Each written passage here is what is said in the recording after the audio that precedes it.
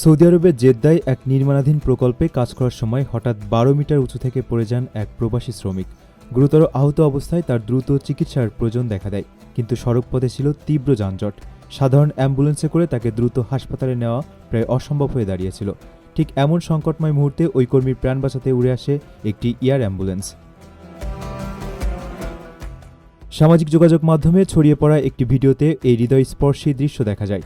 জানা যায়, ভিডিওটি ধারণ করেছেন আহত ওই পাকিস্তানি কর্মীর এক ইয়েমেনি সহকর্মী। চোখের সামনে একজন সাধারণ প্রবাসী শ্রমিকের জীবন বাঁচাতে কর্তৃপক্ষের এমন দ্রুত ও কার্যকর পদক্ষেপ দেখে তিনি রীতিমতো আবেগাপ্লুত হয়ে পড়েন। ভিডিওতে তাকে উচ্ছ্বাস ও বিস্ময়ের সঙ্গে এই মানবিক উদ্যোগের প্রশংসা করতে শোনা যায়।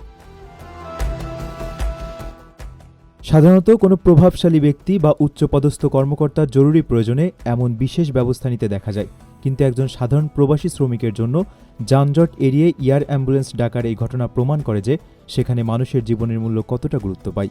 ইয়েমেনি ওই সহকর্মী তার বর্ণনায় তুলে ধরেন, দেশটিতে মানবজীবনের প্রতি এমন সম্মান ও দায়িত্ববোধ সত্যিই বিরল ও প্রশংসনীয়। প্রবাসীর সিটিতে চলছে বহুল আলোচিত ফ্রি ফ্ল্যাট অফার, অর্থাৎ আপনি যে টাকা দিয়ে এখন ফ্ল্যাট কিনবেন 5 বছর পর সেই সম্পূর্ণ টাকা ফেরত পাবেন, আর সেই সাথে পাচ্ছেন একটি ফ্ল্যাট একদম ফ্রি। অফারটি সীমিত সময়ের জন্য, তাই দ্রুত যোগাযোগ করুন স্ক্রিনে দেওয়া নাম্বারে।